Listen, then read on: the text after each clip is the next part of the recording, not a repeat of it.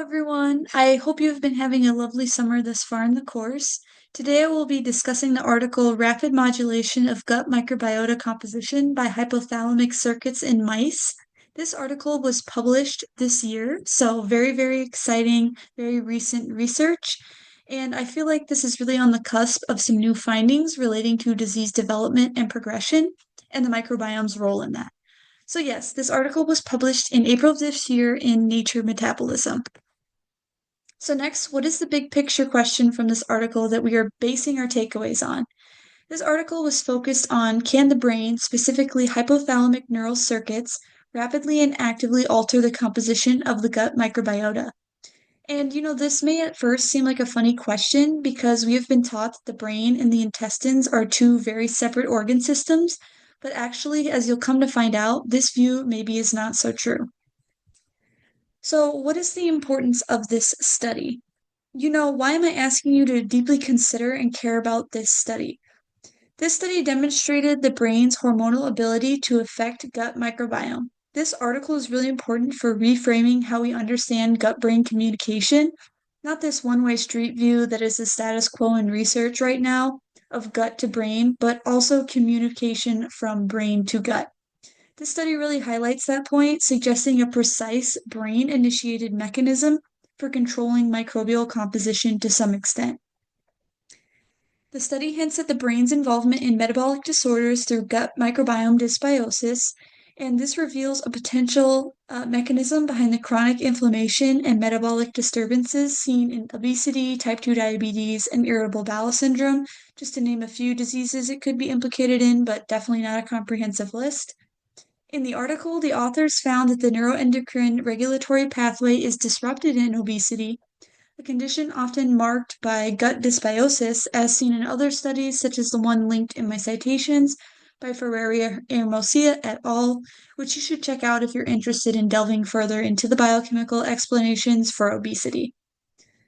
Next, we'll get into some important terminology to understand in order to really dive into this article.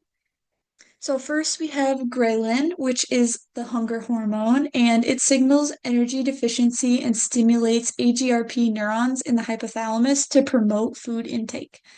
Ghrelin levels increase before meals and drop afterward. Next, we have leptin, which is known as the satiety hormone. It signals the brain that energy stores are sufficient. Next, I'll go into POMC. This is a precursor protein expressed in the hypothalamus, and POMC neurons are stimulated by leptin and are part of the appetite-reducing pathway.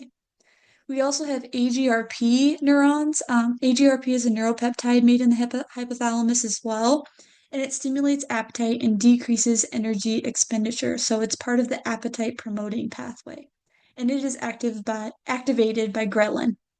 AGRP neurons directly oppose the effects of POMC neurons. Next, we have DREADS, which means designer receptors exclusively activated by designer drugs. This is a chemogenetic tool that allows scientists to selectively activate or inhibit specific neurons. These engineered receptors respond only to a synthetic drug, in this case CNO, and not to any natural ligands, allowing for precise brain circuit manipulation. Next, CNO, or clozapine N-oxide, is a synthetic ligand used to activate the DREADS. In this study, CNO was used to selectively turn on or off AGRP and POMC neurons. Next, we have SD, which is standard diet. It is a nutritionally balanced, low-fat chow used as the control diet in mouse studies. It mimics a healthy diet intake and does not induce obesity. Then we have HFD, which is the high-fat diet. It is a diet high in fat content, typically used to model obesity and metabolic dysfunction in mice. DIO is diet-induced obesity, and this refers to mice that have become obese as a result of long-term high-fat diet feeding. This model is widely used to study obesity-related metabolic changes. So here's some background in order to better understand the article. POMC and AGRP are neuron products in the hypothalamus, which is a part of the brain and important in the pituitary hormone regulation system. And these neurons are essential for the regulation of hunger and satiety in humans and in mice. AGRP specifically is a neuropeptide that inhibits appetite-suppressing biochemical pathways and is released during periods of fasting or energy deficit, and it's activated by ghrelin. POMC, the neuropeptide that is released to produce satiety, that is activated by leptin. In this article, these neurons were chemogenetically activated, as I discussed, and this was done to explore how their activity affects gut microbiota composition, which highlights their role not just in feeding, but also in shaping the internal gut environment via the brain-gut axis. Next, we'll go into the study design. Researchers used male C57BL/6J mice, which are common mice to use in biochemical research. This included two groups, a lean group that was fed standard diet and the diet-induced obese mice to evaluate the role of metabolic state in the brain-gut communication. They employed the chemogenetic tools to selectively inhibit or activate these two neuron groups in the hypothalamus, and they also used in a different set of experiments central hormone administration.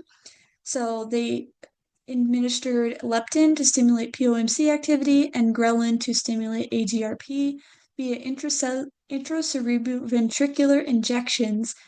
And they did this to alter the neuroendocrine circuits by directly injecting the desired hormones into the areas of action. To assess microbiota changes, they collected intestinal samples from 4 key segments: the duodenum, the jejunum, the ileum, and the cecum, at 2-hour and 4-hour post-stimulation intervals, and they collected these samples via gut luminal content extraction. These samples then underwent 16S rRNA gene sequencing targeting the V3 and V4 regions sequenced on an Illumina MiSeq platform. They, of course, analyzed the hypervariable regions of the rRNA gene, as Dr. Triplett discussed in week 3 lectures on rRNA sequencing. These regions are not highly conserved. They show mutations and much more variation across genera, and therefore are great targets to assess diversity. Sequencing results were analyzed for alpha diversity via the Shannon index and also beta diversity. Comparisons between lean and obese mice allowed the team to explore how obesity alters central nervous system regulation of the gut microbiota. Altogether, the study's design integrated neural manipulation, gut microbial profiling, and metabolic state comparison, enabling a comprehensive and causally informative examination of the brain-gut axis. Here I'll go into the methodology. As I said previously, the Illumina MiSeq platform was used for sequencing, which aligns with the concepts introduced in Module 1, where Illumina was highlighted as a useful tool for analyzing microbial diversity. I consider the use of Illumina highly effective for this study because it delivers high base quality and accuracy, which is essential for reliable microbial profiling. However, a known limitation is its short read length, which can make it difficult to reconstruct full bacterial genomes or identify microbes at the species level. That being said, this limitation was not critical in this study, as the focus was on analyzing the relative abundance of broader taxonomic groups in the microbiome, rather than pinpointing species-level differences. Standardized housing conditions, which were in compliance with the Ethics Committee of European Standards, were used to house the mice. They verified controls for stress, and the animals had continuous free access to food and water and were housed in groups at a max of 5 animals per cage for social enrichment. This is important to note because it shows that the data is not skewed by stress responses, altering the hormones that we are discussing. DREADS was used for the selective manipulation of neuroendocrine activity, and that is a Cray-dependent mechanism that was activated using CNO. And in this study, Cray recombination was used to selectively activate the two POMC and AGRP neurons, and in turn affect whether leptin or ghrelin were expressed. The Shannon Index, discussed in great detail on Liz Blakely's Journal Club article, and I hope you were able to check that out because it was a magnificent thread that can really help your understanding of this concept, but I will explain it here anyway in case you missed it, so don't worry. The Shannon Index measures alpha diversity, which focuses on the number of different species present, also known as the richness of the microbiome, and the balances and distribution of these species, known as the evenness. This was an important tool to analyze the changes in microbiome composition within the study based on the manipulations that occurred in the neuroendocrine signaling pathways. This research article also looked at beta diversity, which refers to the differences in microbiota composition between samples or groups. So it tells you how similar or different the two communities are. Beta diversity was used to compare microbiota across different time points in the experiment. So, for instance, before and after POMC neuron activation, and also in different gut regions, so duodenum versus ileum versus cecum. And it shows how the microbial populations in different areas and different time points shifted in response to neuroendocrine activity. Both the Shannon Index and the two diversity measures, as well as analysis of composition of microbiomes with bias correction, or ANCOM-BC, make up the statistical analysis portion of this paper. ANCOM/BC was utilized to identify differentially abundant taxa, in this case bacterial families in the lumen. This statistical method accounts for the compositional nature of microbiome data and corrects for biases like unequal sampling depths. Bias correction is important as microbiome data from 16S rRNA sequencing is compositional, meaning that total read count per sample is arbitrary and only relative abundances are observed. This can introduce bias. For example, if one taxon increases, others might appear to decrease even if they don't actually change. So ANCOM-BC corrects this bias to give robust, complex compositional data. And then talking about hormone interventions, that includes how the researchers administered the hormones directly into the brains of the mice.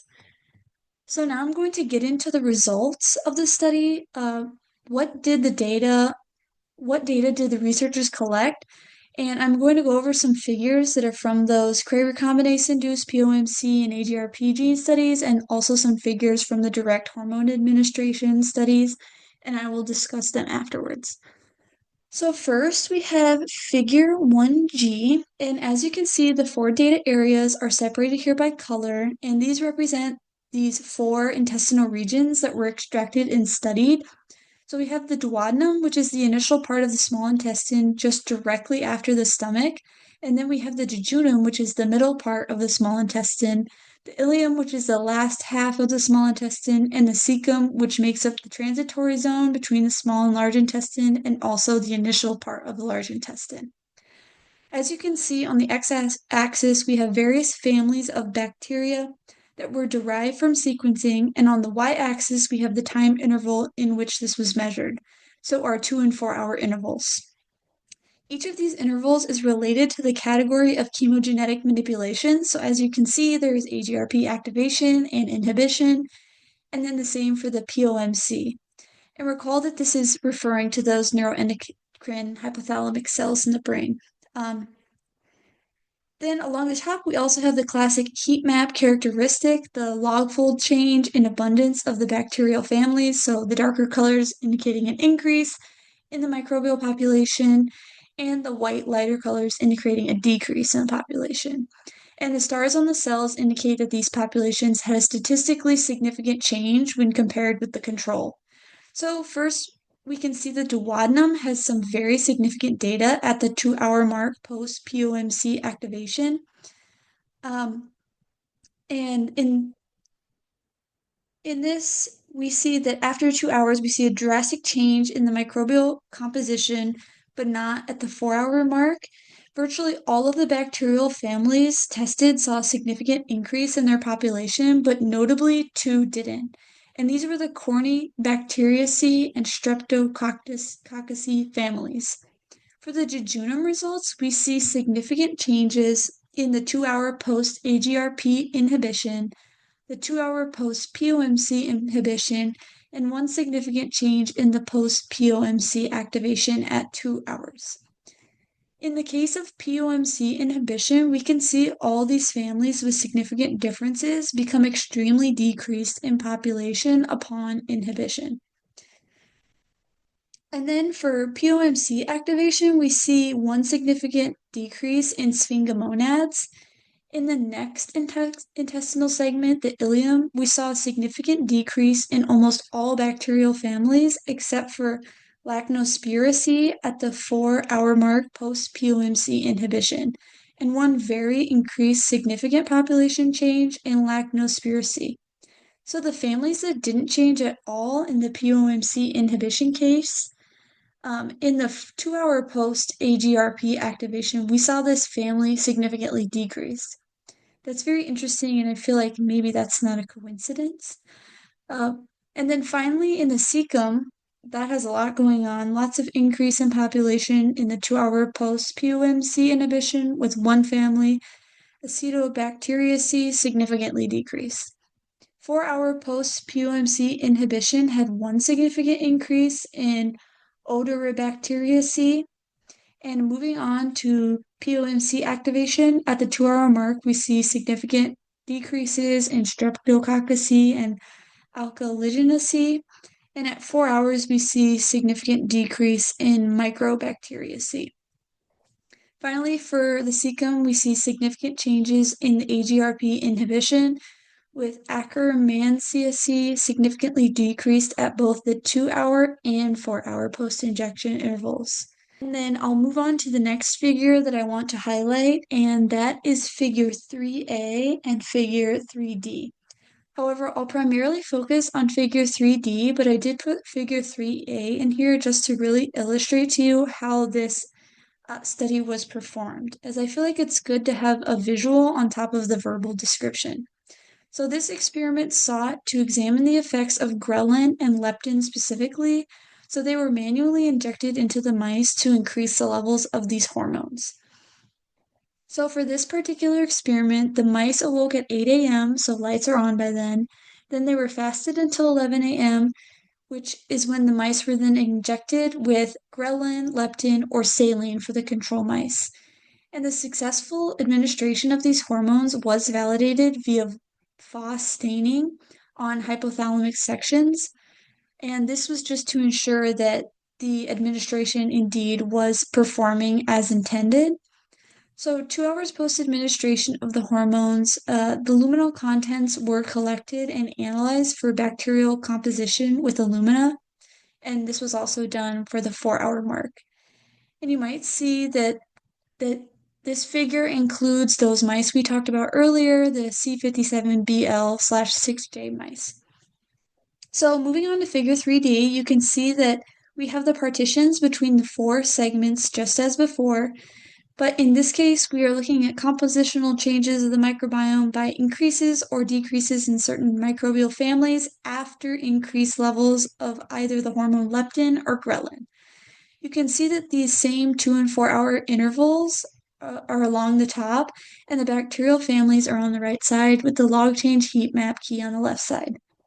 For the duodenum, there were significant changes observed mainly 4 hours after leptin introduction.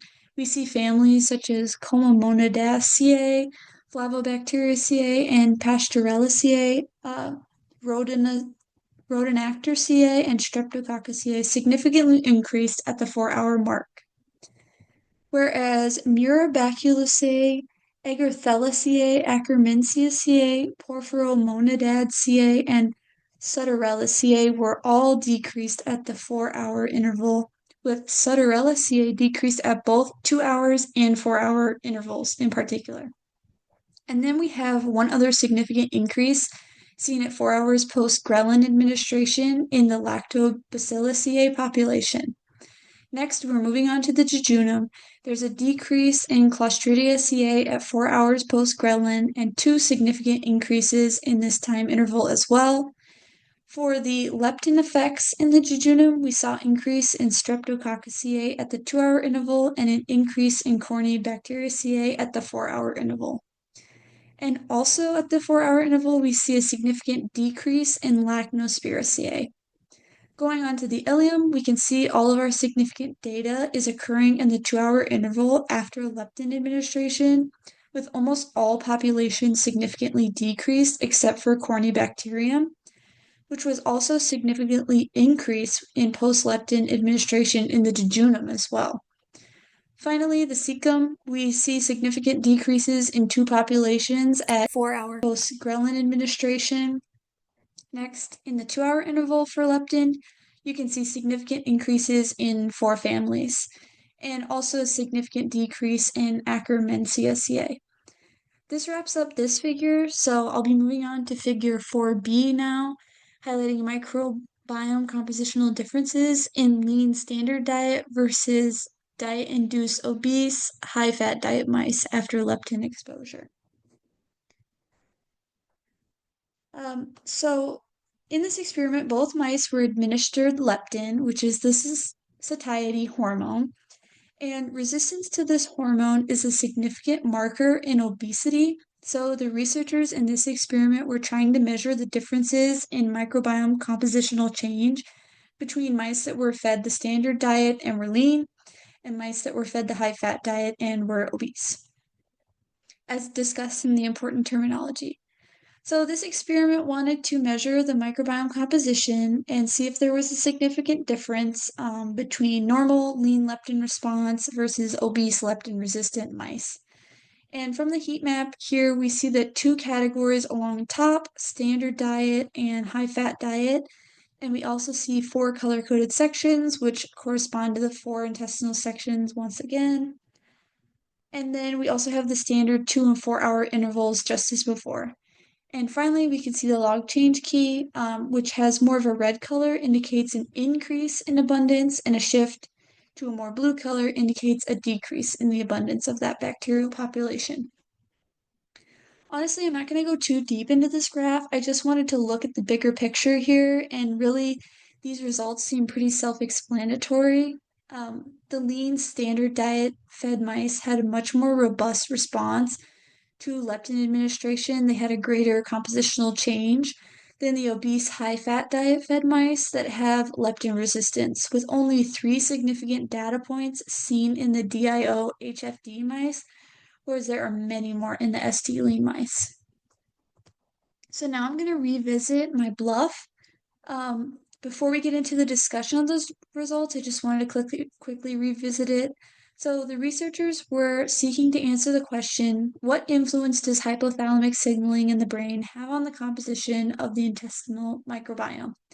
So now after reviewing the data from those three figures, we know that stimulation of AGRP neurons resulted in minor changes in the bacterial profile, as was demonstrated in figure 1G. While inhibition also induced slight changes in the gut microbiota composition of the jejunum and cecum. Again, figure 1G.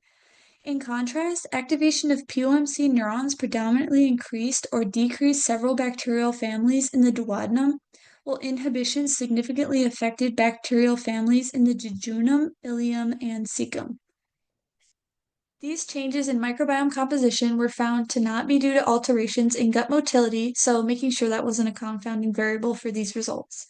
For figure 4b, it was demonstrated that in lean mice, intracerebroventricular leptin treatment triggered significant gut microbiota shifts at both 2 and 4 hour intervals across multiple intestinal regions, as shown by the ANCOM BC heat maps, indicating altered family level abundances. Whereas in the DIO mice, the same treatment with leptin did not produce as many microbiota shifts as those seen in the lean mice. So now I'm going to move on into the discussion of these results. This study clearly details that rapid brain-driven microbiota shifts are occurring in the intestinal lumen across many different regions of the gastrointestinal tract.